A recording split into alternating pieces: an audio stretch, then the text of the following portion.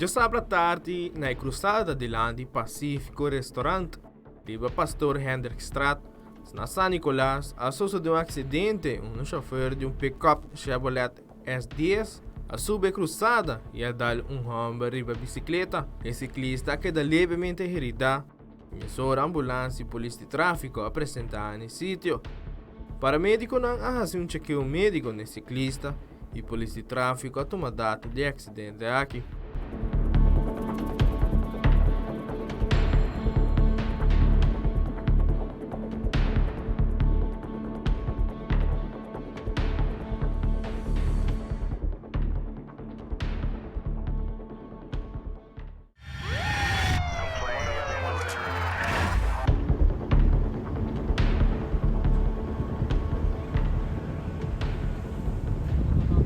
Já domingo tarde, riba Wati Boss Boulevard, chegando ao rotondo de Cumaná, um chofer de um Nissan Skyline color blau a per controle e debina um auto que estava a correr pegar com ele, a pôr sua persona, touch bloque na banda rubês de caminho e aqui a per controle subiu e bloque e acidentar.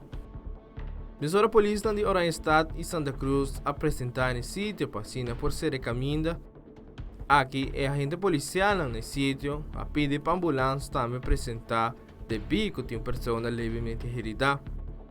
Polícia de tráfico também está presente no sítio para tomar data de acidente aqui com a sociedade chegando ao rotondo de Cumaná.